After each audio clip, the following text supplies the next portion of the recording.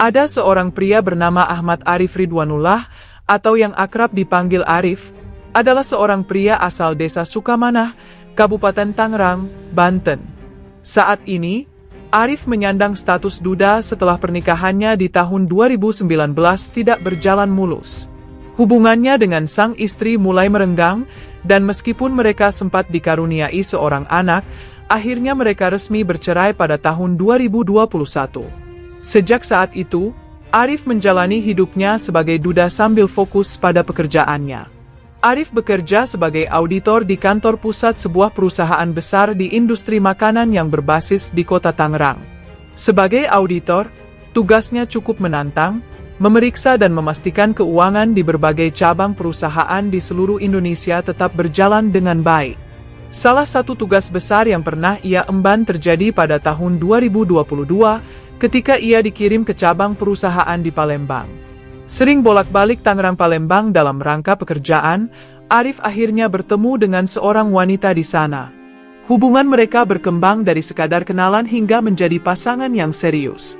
Saking seriusnya, di tahun 2023, Arif bahkan membawa orang tuanya ke Palembang untuk melamar sang kekasih. Setelah mendapat restu dari kedua keluarga, Arif dan kekasihnya akhirnya melangsungkan akad nikah di Palembang pada 17 Maret 2024, bertepatan dengan bulan Ramadan.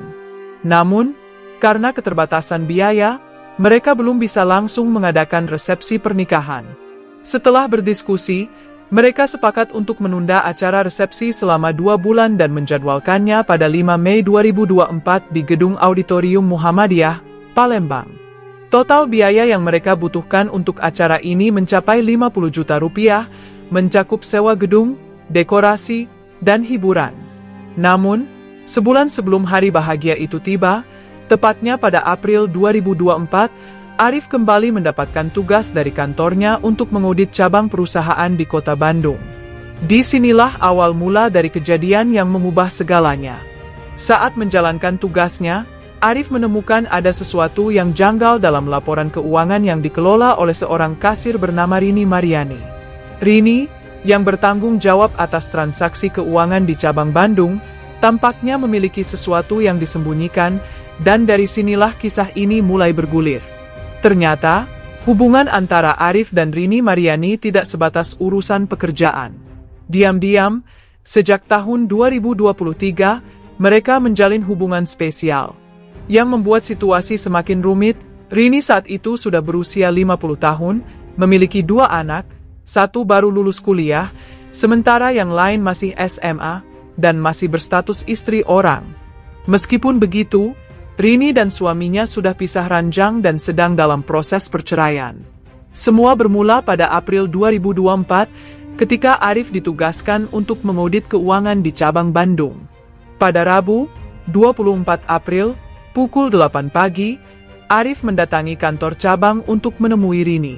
Saat itu, ia menanyakan apakah uang perusahaan sudah ditransfer ke rekening pusat. Rini menjawab bahwa ia memang berencana mentransfernya hari itu juga sebagai bagian dari laporan keuangan. Namun, Arif justru meminta Rini menunda transfer tersebut dengan alasan ada sesuatu yang perlu dibicarakan lebih lanjut. Alih-alih membahasnya di kantor, Arif mengajak Rini untuk berdiskusi di luar, tepatnya di sebuah hotel di Bandung. Karena hubungan spesial yang mereka miliki, Rini pun setuju tanpa banyak bertanya. Mereka pun segera meninggalkan kantor, berboncengan menggunakan motor Rini menuju hotel. Sekitar pukul 9.51 pagi, Arif dan Rini check-in di sebuah hotel di Bandung. Awalnya, mereka hanya berbincang santai, tapi seperti pasangan yang sedang menjalin hubungan, mereka juga melakukan hal-hal yang biasa dilakukan dalam situasi seperti itu. Namun, suasana berubah ketika Rini mulai menuntut kejelasan mengenai hubungan mereka. Ia ingin kepastian, menanyakan apakah Arif benar-benar serius dan bersedia menikahinya. Namun, jawaban Arif justru membuat Rini kecewa. Arif dengan tegas menolak menikah, mengatakan bahwa hubungan mereka hanya untuk bersenang-senang. Bagi Rini, ini adalah hal yang tidak bisa diterima karena ia menganggap hubungan mereka sebagai sesuatu yang serius. Dari sini, pertengkaran pun terjadi. Obrolan mereka kemudian bergeser ke topik yang lebih sensitif. uang perusahaan yang ada di tangan Rini. Dalam upaya menenangkan situasi, Arif tiba-tiba mengubah pendekatannya. Ia mengatakan bersedia menikahi Rini, tetapi dengan satu syarat. Rini harus membantunya menggelapkan uang perusahaan sebesar 30 juta rupiah dengan cara memanipulasi laporan keuangan. Arif bahkan mencoba meyakinkan Rini dengan mengatakan bahwa jika hal ini ketahuan, ia akan bertanggung jawab sepenuhnya. Ia mengaku sedang sangat membutuhkan uang sebesar 40 juta rupiah, meskipun ia tidak menyebutkan bahwa uang itu sebenarnya untuk biaya resepsi pernikahannya dengan wanita lain. Rini terkejut. Selama ini, ia mengenal Arif sebagai seorang auditor yang dipercaya perusahaan untuk menangani laporan keuangan, tetapi kini justru orang yang seharusnya menegakkan aturan malah mengajaknya melakukan kecurangan. Rini tidak tinggal diam mendengar permintaan Arif. Dengan tegas, ia menolak dan langsung meluapkan kemarahannya. Ia bahkan menyebut Arif sebagai auditor brengsek, sesuatu yang langsung memicu emosi Arif. Tanpa pikir panjang, Arif tiba-tiba menghantam kepala Rini ke tembok berulang kali. Rini yang awalnya masih berusaha melawan, akhirnya jatuh tersungkur, lemas dan tak berdaya. Namun, Arif tidak berhenti di situ. Dalam keadaan penuh emosi, ia kemudian mencekik dan membekap Rini hingga tubuh wanita itu berhenti bergerak. Setelah memastikan bahwa Rini sudah tidak bernyawa, Arif langsung mengambil semua barang berharganya, termasuk uang perusahaan sebesar 30 juta rupiah yang ada di dalam tasnya. Setelah itu, kepanikan mulai melanda. Arif sadar bahwa ia harus segera menyingkirkan tubuh Rini agar kejahatannya tidak terungkap. Sekitar pukul 14 siang, ia keluar dari kamar hotel dan membeli sebuah koper berukuran 24 inci seharga 1 juta rupiah. Namun, ketika kembali ke kamar dan mencoba memasukkan tubuh Rini ke dalam koper, ia menyadari bahwa ukurannya terlalu kecil. Tidak mau menyerah, sekitar pukul 16.30 sore, Arif kembali keluar untuk membeli koper yang lebih besar. Setelah mendapatkan yang sesuai, ia kembali ke kamar hotel dan mulai memasukkan tubuh Rini ke dalamnya, dengan cara memaksa menekuk tubuh korban agar bisa muat di dalam koper tersebut. Setelah memastikan semuanya beres, Arif keluar dari hotel sekali lagi, kali ini menuju area parkiran. Ia menitipkan motor milik Rini di penitipan kendaraan di sekitar hotel, seolah-olah tidak ingin meninggalkan jejak yang mencurigakan. Setelah itu, ia kembali ke kamar hotel untuk bersiap-siap meninggalkan tempat tersebut. Pukul 18.40 malam, Arif akhirnya keluar dari kamar, membawa koper besar yang berisi tubuh Rini. Dengan tenang, ia meninggalkan hotel dan langsung menuju Bitung, Tangerang, ke rumah adiknya, Aditya. Sesampainya di rumah, Arif meminta Aditya untuk merental mobil. Aditya, yang tidak tahu apa-apa, menurut saja dan menyewa mobil sesuai permintaan kakaknya. Setelah mobil tersedia, Arif kemudian meminta bantuan adiknya untuk mengangkat dan memasukkan koper besar itu ke dalam mobil. Saat merasakan betapa beratnya koper tersebut, Aditya mulai curiga dan bertanya apa isinya. Namun, Arif tidak langsung menjawab. Mereka pun berangkat ke Bandung malam itu juga, mengambil rute via tol Karawang Timur. Di tengah perjalanan, barulah Arif mengungkapkan apa yang sebenarnya terjadi. Ia menceritakan kepada Aditya bahwa koper yang mereka bawa berisi tubuh Rini, wanita yang baru saja ia habisi di hotel. Arif bahkan meminta bantuan adiknya untuk mencari tempat sepi yang aman untuk membuang koper tersebut. Aditya yang mendengar pengakuan itu langsung syok, tetapi dalam kondisi panik dan terjebak dalam situasi yang tidak ia duga, ia hanya bisa diam. Dengan berat hati, ia terpaksa mengikuti kemauan Arif karena perjalanan sudah terlalu jauh untuk kembali. Di tengah perjalanan, saat memasuki wilayah Cikarang, Bekasi, Arif dan Aditya keluar dari tol dan mulai mencari lokasi yang sepi untuk membuang koper. Mereka berkeliling hingga menemukan satu tempat yang mereka anggap aman, semak-semak di pinggir Jalan Inspeksi Kalimalang, Desa Sukadanau, Cikarang Barat. Saat itu, kondisi jalan sudah sepi karena larut malam. Tanpa membuang waktu, Arif dan Aditya segera menurunkan koper dari mobil dan membuangnya ke semak-semak di pinggir jalan. Setelah memastikan koper tersembunyi dengan baik, mereka langsung kembali ke mobil dan melanjutkan perjalanan ke Bandung. Arif sengaja tetap berangkat ke kantor cabang Bandung keesokan paginya agar tidak menimbulkan kecurigaan. Dengan bersikap seolah-olah semuanya normal, ia berencana menyelesaikan tugas auditnya seperti biasa. Setibanya di Bandung menjelang subuh, mereka check-in di sebuah hotel untuk beristirahat sebelum Arif kembali bekerja. Keesokan paginya, Kamis, Arif datang ke kantor cabang Bandung dan berpura-pura mencari Rini. Ia bertanya kepada rekan kerja Rini seolah-olah heran mengapa Rini tidak ada di kantor. Langkah ini ia lakukan untuk menciptakan kesan bahwa ia tidak terlibat dalam hilangnya Rini. Sementara itu, di tempat lain, keluarga Rini mulai khawatir. Biasanya, Rini selalu pulang tepat waktu. Tetapi hingga tengah malam, ia belum juga kembali. Nomornya pun tidak bisa dihubungi. Anak sulung Rini, yang merasa ada sesuatu yang tidak beres, segera menghubungi Anjar Gumilar, sepupu Rini, untuk memberitahu tentang situasi ini. Kekhawatiran semakin membesar ketika hingga Kamis pagi Rini masih belum memberi kabar. Akhirnya, Anjar dan anak Rini memutuskan untuk mendatangi kantor cabang tempat Rini bekerja di Bandung untuk mencari tahu keberadaannya. Mereka ingin bertanya kepada rekan kerja Rini apakah ada yang mengetahui kemana ia pergi sejak kemarin. Di kantor cabang Bandung, Arif memainkan perannya dengan sangat baik. Ia menemui anak Rini dan sepupunya, Anjar, berpura-pura peduli dan berusaha menenangkan mereka yang sudah mulai panik. Namun, alih-alih memberikan solusi, Arif justru menyarankan agar mereka tidak melaporkan hilangnya Rini ke polisi. Tidak hanya itu, ia juga mulai menggiring opini, menuduh bahwa kemungkinan besar Rini menghilang karena ada masalah dengan suaminya. Ia menekankan bahwa Rini dan suaminya sedang dalam proses perceraian, sehingga mungkin saja ada konflik yang terjadi di antara mereka. Keluarga Rini yang sudah cemas mulai mempertimbangkan kemungkinan ini. Kecurigaan pun mulai mengarah ke suami Rini, seperti yang memang Arif rencanakan. Setelah merasa cukup mengalihkan perhatian semua orang, Arif buru-buru meninggalkan kantor. Ia segera kembali ke hotel, menjemput adiknya, dan langsung bergegas pulang ke rumah mereka di Bitung, Tangerang. Namun, di sisi lain, di tempat yang sama sekali tidak bisa Arif kendalikan, sesuatu yang tidak ia harapkan terjadi. Masih di hari Kamis, sekitar pukul 8 pagi, petugas kebersihan Kota Bekasi yang sedang bekerja di kawasan Jalan Inspeksi Kalimalang melihat sebuah koper besar tergeletak di semak-semak pinggir jalan. Awalnya, mereka mengira koper itu hanyalah sampah atau barang rusak yang dibuang sembarangan. Namun, saat mereka mendekat, ada sesuatu yang terasa janggal. Ukurannya terlalu besar dan terlihat masih dalam kondisi cukup baik untuk sekadar barang buangan. Rasa penasaran berubah menjadi kecurigaan. Tak ingin mengambil risiko, petugas kebersihan itu segera melaporkan temuan koper mencurigakan tersebut kepada atasannya di kantor kebersihan.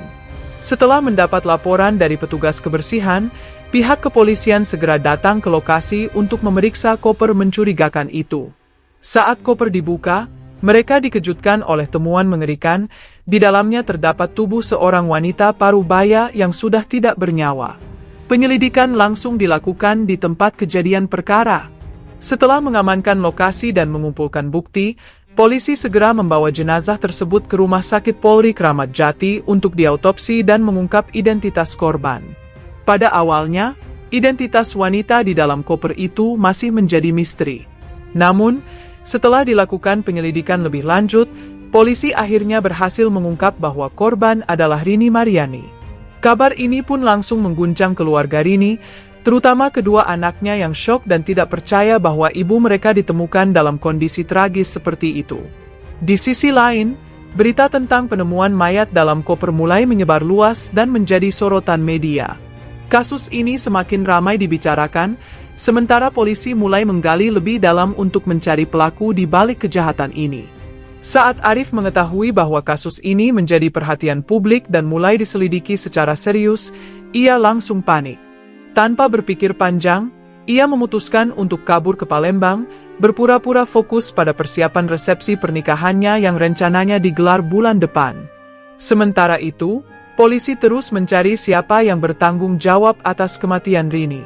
Karena saat itu Rini dan suaminya sedang dalam proses perceraian, kecurigaan awal pun mengarah ke suaminya. Bahkan, keluarga Rini juga mulai mencurigai bahwa suaminya mungkin terlibat dalam hilangnya Rini. Akibatnya, polisi menjemput suami Rini untuk diperiksa.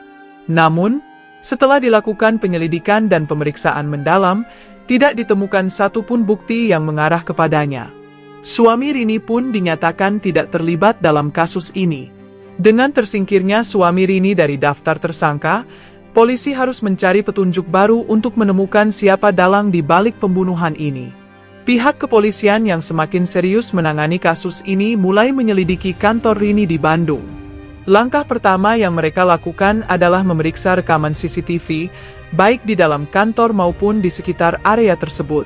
Dari sinilah titik terang mulai muncul. Polisi melihat dengan jelas siapa yang terakhir kali bersama Rini dan kemana ia pergi setelah meninggalkan kantor. Rekaman menunjukkan bahwa Rini terakhir kali terlihat pergi ke sebuah hotel di Bandung bersama seorang pria. Polisi pun memperluas penyelidikan dengan memeriksa CCTV di hotel tersebut. Hasilnya semakin memperjelas apa yang sebenarnya terjadi. Dalam rekaman, terlihat bahwa pada hari Rabu, tepat pukul 9.51 pagi, Rini masuk ke salah satu kamar hotel bersama seorang lelaki. Namun, setelah itu, ia tidak pernah terlihat keluar lagi. Yang lebih mencurigakan, pria yang bersamanya justru beberapa kali terlihat keluar masuk kamar. Hingga akhirnya, pada pukul 18.40 malam, pria itu keluar seorang diri sambil membawa koper besar. Dari sini, polisi semakin yakin bahwa ada sesuatu yang tidak beres. Penyelidikan lebih lanjut mengungkap identitas lelaki tersebut, Arif, teman kerja Rini yang cukup dekat dengannya. Dengan bukti ini, polisi akhirnya memastikan bahwa Arif adalah orang terakhir yang bersama Rini sebelum ia ditemukan tewas di dalam koper. Penyelidikan pun berlanjut ke tempat kerja Arif. Dari sana, polisi mendapatkan informasi mengejutkan. Arif sudah tidak pernah masuk kantor lagi sejak berita ini mencuat. Lebih jauh lagi, mereka menemukan bahwa Arif telah terbang ke Palembang. Di sisi lain, di Palembang, Arif masih berpura-pura tenang. Bersama istrinya dan keluarga istrinya, ia sibuk mengurus persiapan pernikahan yang direncanakan berlangsung dalam waktu dekat. Ia berhasil menyembunyikan kepanikannya di hadapan semua orang, seolah-olah tidak terjadi apa-apa. Namun, di luar sana, berita tentang pembunuhan Rini terus menyebar luas. Media memberitakan bahwa polisi sedang memburu pelaku tanpa menyebutkan nama secara resmi. Arif tahu bahwa waktunya semakin menipis, tapi ia tetap berusaha mempertahankan kepura-puraannya, setidaknya sampai pernikahannya selesai. Polisi sebenarnya sudah sangat dekat untuk menangkap pelaku. Namun, tanpa menyadari ancaman yang semakin mengintai, Arif masih fokus dengan persiapan pernikahannya di Palembang. Pada 30 April, hanya beberapa hari sebelum hari bahagianya, Arif melunasi biaya sewa gedung dan seluruh keperluan acara sebesar 40 juta rupiah. Ia berpikir bahwa semuanya akan berjalan lancar, dan sebentar lagi ia akan resmi menikah dengan wanita pilihannya. Namun, takdir berkata lain. Memasuki bulan Mei, tepat pada tanggal 1 Mei, saat yang seharusnya menjadi momen spesial bagi Arif dan keluarganya, kejutan besar datang. Polisi tiba-tiba mendatangi rumah keluarga istrinya di Palembang, tempat Arif menginap. Suasana yang tadinya penuh dengan kesibukan dan kebahagiaan mendadak berubah menjadi kepanikan. Keluarga istrinya yang sama sekali tidak tahu menahu langsung dibuat syok melihat polisi menangkap Arif. Di sisi lain, Arif tidak bisa berbuat banyak. Ia tak lagi punya ruang untuk kabur atau berkelit. Dengan tangan diborgol, ia langsung dibawa oleh pihak kepolisian untuk diterbangkan ke Bekasi, tempat kasus ini diselidiki. Di sana, dengan bukti rekaman CCTV yang begitu jelas, Arif tidak bisa lagi mengelak. Ia akhirnya mengakui semua yang telah dilakukannya. Bahkan, ia juga mengungkap keterlibatan adiknya, Aditya, yang telah membantunya membuang koper berisi tubuh Rini menggunakan mobil rental. Akibat pengakuan ini, Aditya pun ikut ditangkap. Keduanya resmi ditetapkan sebagai tersangka dalam kasus pembunuhan dan pembuangan mayat.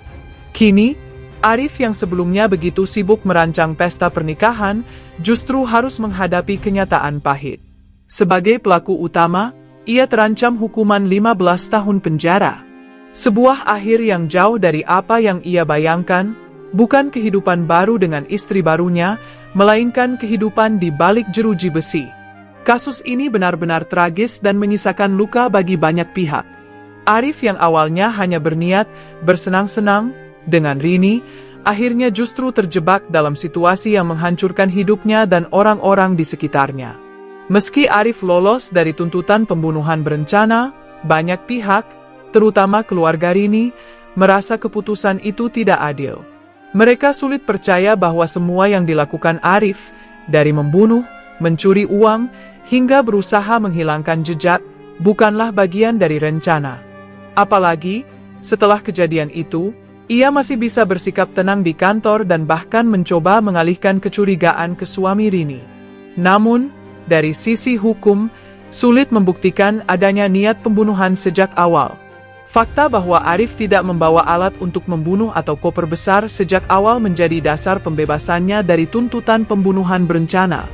Tapi, apakah benar ia tidak memiliki rencana sama sekali? Itu masih menjadi pertanyaan yang mungkin hanya Arif sendiri yang tahu jawabannya. Yang jelas, perbuatannya telah membawa dampak besar. Tidak hanya menghancurkan hidupnya sendiri, tetapi juga menghancurkan keluarga istrinya di Palembang yang harus menanggung malu karena pernikahan mereka batal hanya beberapa hari sebelum hari H. Lebih menyedihkan lagi adalah nasib adiknya, Aditya. Ia yang awalnya tidak tahu apa-apa, justru ikut terseret hanya karena membantu kakaknya membuang koper tanpa bertanya lebih jauh. Jika saja ia menolak atau setidaknya melaporkan ke polisi, mungkin nasibnya akan berbeda. Semoga kasus ini bisa menjadi pengingat bagi kita semua agar selalu berhati-hati dalam setiap keputusan yang kita buat. Terima kasih telah menonton, dan sampai jumpa di ceritaku selanjutnya.